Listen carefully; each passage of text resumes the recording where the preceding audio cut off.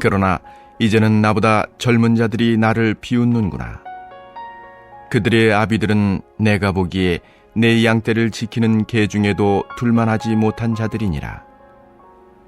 그들의 기력이 쇠잔하였으니 그들의 손의 힘이 내게 무슨 소용이 있으랴. 그들은 곧 궁핍과 기근으로 인하여 파리하며 캄캄하고 메마른 땅에서 마른 흙을 씹으며 떨기나무 가운데서 짠 나무를 꺾으며 뱃살이 뿌리로 먹을거리를 삼느니라.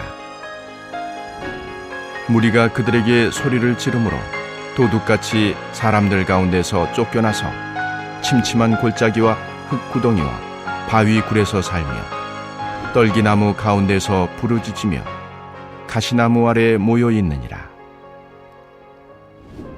그들은 본래 미련한 자의 자식이요 이름 없는 자들의 자식으로서 고토에서 쫓겨난 자들이니라. 이제는 그들이 나를 노래로 조롱하며 내가 그들의 놀림거리가 되었으며 그들이 나를 미워하여 멀리하고 서슴지 않고 내 얼굴에 침을 뱉는도다. 이는 하나님이 내 활시위를 늘어지게 하시고 나를 곤고하게 하심으로 무리가 내 앞에서 굴레를 벗었음이니라. 그들이 내 오른쪽에서 일어나 내 발에 덫을 놓으며 나를 대적하여 길을 에워싸며 그들이 내 길을 헐고 내 재앙을 재촉하는데도 도울 자가 없구나. 그들은 성을 파괴하고 그 파괴한 가운데로 몰려드는 것 같이 내게로 달려드니 순식간에 공포가 나를 에워싸고 그들이 내 품위를 바람같이 날려버리니 나의 구원은 구름같이 지나가 버렸구나. 아멘. 사랑하고 존경하는 전주 안디옥 교회 믿음의 공동체 성도님 여러분, 주님의 이름으로 환영하고 축복합니다. 이 시간 사랑하는 주님 앞에 말씀과 기도로 나아가며 하나님의 마음을 알아차리는 은혜와 간절한 마음의 기도 응답을 누리며 증거하는 저 여러분 되시길 소망하며 축복합니다. 할렐루야. 여러분, 사돈이 땅을 사면 배가 아프다라는 속담을 아시죠? 이는 남이 잘 되는 꼴을 못 보고 질투하며 시기하는 것을 이르는 속담입니다. 특히 미워하고 질투가 나는 사람이 세상에서 잘 나가다가 갑자기 어려운 일을 당하게 되면 왠지 꼬시고 꼴 좋게 느껴지는 것이 사람의 연약한 마음일지 싶습니다. 지난 29장에서 욥은 재앙을 만나기 전 하나님의 은혜 가운데 거하며 행복했던 때를 회고하며 그 옛날로 다시 돌아가기를 간절히 고대하고 있음을 이야기했습니다. 그러나 이제는으로 시작하는 오늘 본문 30장에서 욥은 그가 현재 겪고 있는 고통스러운 상황에 대하여 탄식하고 있습니다. 풍족하고 평안했던 때를 회상한 욥은 이제 그러나라는 말과 더불어 고통스러운 현실로 돌아온 것이죠. 욥은 고통스러운 현실을 더욱 힘들고 가슴 아프게 비웃으며 조롱하는 사람들을 말하며 자신의 처지가 얼마나 비참하고 암담한지를 강조하고 있습니다. 오늘 본문을 통하여 욥을 더욱 힘들고 가슴 아프게 만드는 사람들에 대해 살펴보며 하나님께서 우리에게 어떠한 삶을 살아내길 원하시는지 함께 은혜를 나누고자 합니다. 여러분, 욥의 마음을 가슴 아프게 만드는 사람들은 어떠한 사람들이라고 오늘 본문은 말씀하고 있을까요?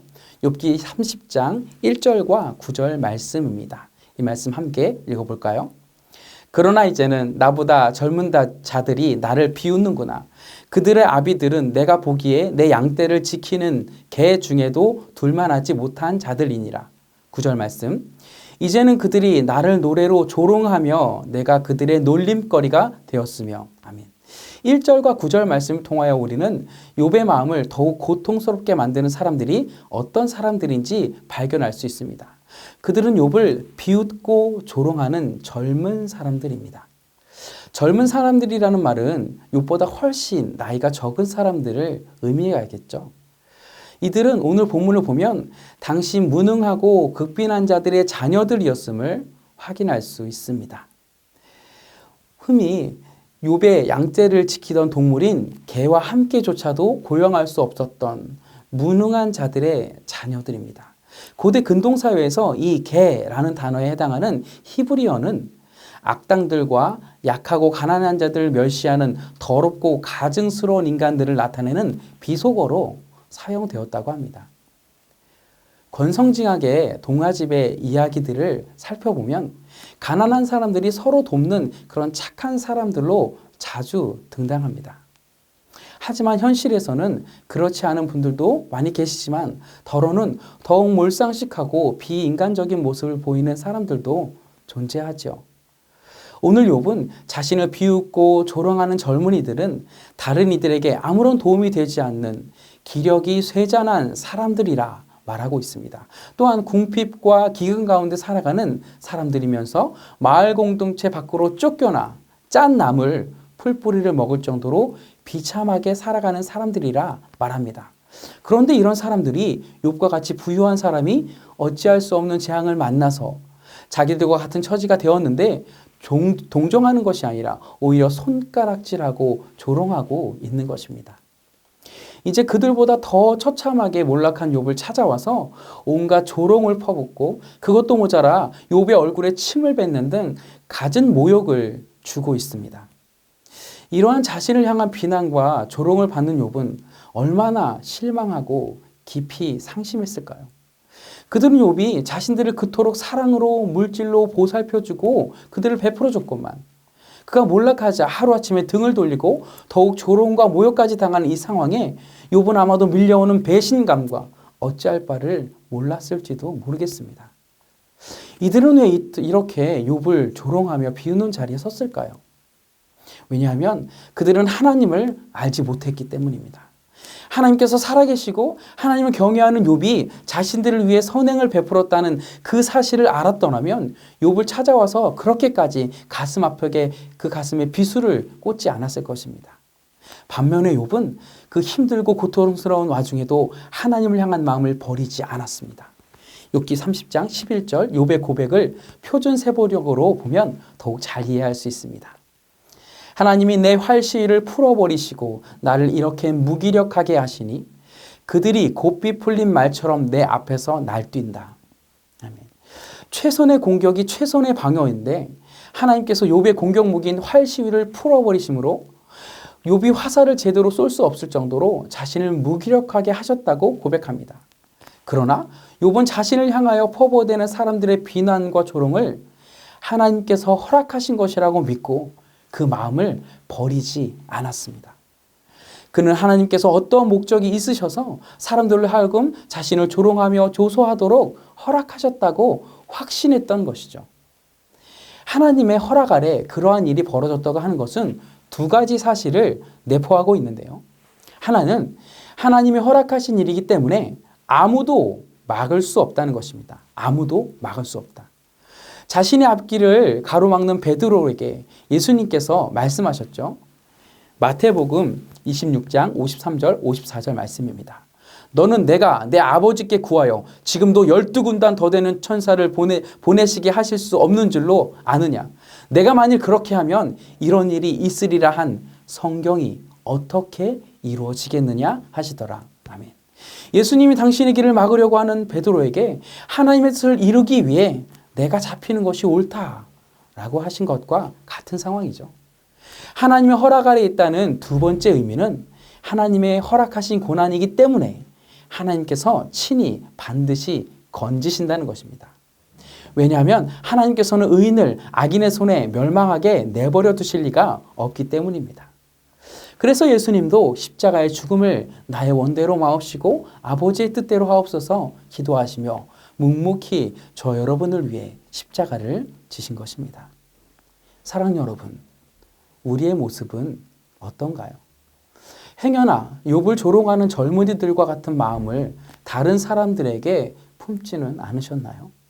남이 잘 되는 꼴을 못 보고 질투하며 시기하는 마음을 품은 경험은 없으신가요? 내 마음에 들지 않았던 그 영혼이 좌절하는 모습, 갑자기 어려움을 당하는 그 모습을 보고 그러니까 마음을 곱게 써야지. 죄 짓고 못 사는 거야. 다른 사람 눈에 눈물 나게 하면 내 눈에 피눈물 나는 거야. 라고 말하며 생각하며 비난하는 마음을 품지는 않으셨나요? 또는 나에게 사회적으로 동경의 대상이 되었던 그 사람이 추락했다는 그 소식을 뉴스를 통해 접하게 되었을 때 그 영혼이 안타까운 마음이 생기는 것이 아닌 통쾌하다 또는 그럴 줄 알았어 라는 마음이 들지는 않으셨나요? 사실 모든 사람의 마음에는 이러한 다른 이의 재앙을 기뻐하는 그런 악한 심성이 자리 잡고 있습니다. 하지만 이는 결코 하나님이 기뻐하시는 마음은 아니겠죠. 그렇다면 하나님께서는 우리가 어떠한 마음을 품기를 원하실까요? 하나님께서 우리에게 요구하시는 마음은 비웃음과 조롱을 넘어서는 마음입니다. 곧 하나님을 알지 못하는 이들을 긍휼히 여기는 마음이라 할 수 있습니다. 저는 이 마음이 욥이 품었던 마음이며 오늘 우리가 품어야 할 마음이라고 생각합니다. 여러분, 욥은 어떤 마음으로 지금 자신을 조롱하고 비난하는 젊은이들을 대하고 있나요? 어떻게 반응하고 있나요? 오늘 본문을 살펴보면 욥은 이전에 자신보다 훨씬 못난 사람들이 자신을 조롱하며 비난하는 모습을 지켜보면서도 단 한마디도 그들에게 도리어 비난하거나 실망감을 표현하고 있지 않는 것을 볼 수 있습니다. 욥은 어떻게 이렇게 행동할 수 있었을까요? 저는 욥이 아까 읽었던 11절의 말씀처럼 힘들고 고통스러운 그 순간까지도 하나님을 의식하고 한 걸음 나아가서 하나님의 마음을 품고 있었기 때문이라고 생각합니다. 욥이 품었던 하나님의 마음은 영혼을 긍휼히 여기는 마음, 곧 불쌍히 여기는 마음입니다. 마치 예수님이 십자가 위에서 자신을 조롱하며 손가락질하는 무리들을 위해 저들의 죄를 사하여 주옵소서, 자기들이 하는 것을 알지 못하기 때문입니다 라고 안타까워하며 기도하신 것과 같습니다. 욥은 자신을 향한 비웃음과 조롱의 마음을 긍휼의 마음으로 뛰어넘은 것입니다. 피해 의식과 억압이 체화되어 있었던 젊은이들의 그 마음을 헤아리고 불쌍히 여긴 것입니다. 저는 늘 강자에게는 약하고 약한 자에게 강한 자는 비겁한 사람이라고 생각했습니다. 그래서 저는 비겁한 사람이 되지 않기 위하여 강한 자에게는 담대하게 맞대응하고 약한 자에게는 더욱 겸손하게 대하려고 애를 썼습니다. 그런데요, 목사가 되고 사명을 감당하다 보니 그 마음이 하나님의 마음이 아니었음을 깨닫게 되었어요. 강한 사람들도 긍휼히 여기며 겸손하고 온유하게 대하는 것이 하나님의 마음이란 것을 깨달았습니다. 왜냐하면 어느 순간 강한 저들도 그렇게 될 수밖에 없는 나름의 이유가 있음을 알았기 때문이에요. 그러고 보니 그들도 나약한 인간임을, 살아남기 위해서 그렇게 될 수밖에 없었음을 보고 너무 안타까운 마음이 들고 가슴이 아팠던 것 같습니다. 물론 저를 막대하는 강한 이들에게 화가 나지 않는다는 것은 거짓말이죠. 하지만 이내 얼마나 힘들고 어려웠으면 그렇게까지 할까? 아직 잘 몰라서 그런 건지도 몰라. 어떤 사정이 있겠지라고 생각하며 긍휼의 마음을 품을 수 있게 되었습니다. 욥도 그랬을 거예요. 억울하기도 하고 내가 베푼 그 본전 생각도 났을 것입니다. 하지만 자신을 비웃으며 조롱하는 젊은이들을 향해 저주를 퍼붓거나 복수를 다짐하지 않는 이유는 욥이 계속해서 하나님을 의식하고 하나님의 마음을 버리지 않았기 때문입니다. 하나님의 마음을 품고 그들이 그렇게 행동할 수밖에 없는 나약하고 안타까운 저 젊은 영혼들의 중심을 바라보았기 때문입니다. 긍휼의 마음을 품었기 때문에 비웃거나 조롱함에도 굴하지 않고 인내할 수 있었습니다. 인내는 연단은 소망을 이루죠. 우리의 삶 가운데서도 인내를 통한 연단이 계속 되어질 것입니다. 예수님을 믿고 영접하면 구원을 받았지만 눈앞의 문제들이 사라지는 것은 아니라는 거예요. 아니 오히려 우는 사자같이 삼킬자를 찾는 사단과의 이 영적 전쟁이 더욱 치열하게 벌어질 것입니다. 그럼에도 불구하고 굴하지 아니하며 낙심하지 아니하며 비웃음과 조롱을 뛰어넘는 긍휼함으로 승리하는 우리 모두가 되길 소망합니다. 우리는 연약하지만 우리가 담대할 수 있는 근거가 있습니다. 예수님께서 요한복음 16장 33절에 말씀하셨죠. 이것을 너희에게 이르는 것은 너희로 내 안에서 평안을 누리게 하려 함이라. 세상에서는 너희가 환난을 당하나 담대하라. 내가 세상을 이기었노라. 내가 세상을 이기었노라. 이미 승리하신 그리스도 예수님이 저 여러분의 주님이 되시기 때문입니다. 삶의 모든 순간 가운데 때때로 환란을 만나지만 이미 사단과의 영적 전쟁에서 승리하신 예수 그리스도께서 저 여러분의 주님이시기 때문입니다. 할렐루야. 사랑하고 존경하는 전주 안디옥교회 믿음의 공동체 성도님 여러분, 오늘 우리는 욥이 젊은이들이 자신을 향한 비웃음과 조롱을 뛰어넘는 그런 믿음을 보여주고 있음을 살펴봤어요. 그 능력은 하나님을 계속해서 의식하고 하나님의 마음인 긍휼의 마음, 나를 향해 비웃고 조롱하는 저들을 불쌍히 여기는 마음을 품었기 때문에 가능한 줄 믿습니다. 오늘 우리 주님께서 저 여러분을 그 긍휼의 자리에 초청하고 계십니다. 우리의 삶의 자리 가운데 세상이 우리를 비웃고 조롱할지라도 그들을 긍휼히 여기는 주님의 마음을 품고 강하고 담대함으로 두려워하지 아니하며 놀라지 아니하며 이 사단과의 영적 전쟁에서 승리하는 우리 모두 되시길 소망합니다. 우리는 혼자가 아닙니다. 성령님께서 함께 하시며 우리 옆에 기도의 동역자들이 있어요. 무엇보다도 이미 승리하신 주님께서 저 여러분의 소망 되시며 대장 되시기 때문입니다. 우리의 대장 되신 예수 그리스도를 의지하며 오늘도 하나님의 마음을 품고 기도할 때 응답의 역사가 일어나고 감사와 영광 올려드리는 우리 모두 되시기를 주 예수님의 이름으로 축복합니다. 이 시간 말씀을 기억하며 기도의 제목 붙들고 합심하여 함께 기도하며 나아가길 소망합니다. 첫 번째, 삶의 자리 가운데 세상이 우리를 비웃고 조롱할지라도 승리의 대상 되신 주님 마음 품고 긍휼히 여기며 담대함으로 승리하는 그리스도인 되게 하옵소서. 아멘. 두 번째, 추수감사절기 가운데 감사의 제목을 고백하게 하시고 안수 집사님 피택 선거를 주 성령님께서 주관하여 주심에 귀하고 복된 시간 될 수 있도록 인도하여 주옵소서. 함께 간절한 마음으로 합심하여 기도하며 나아갑니다.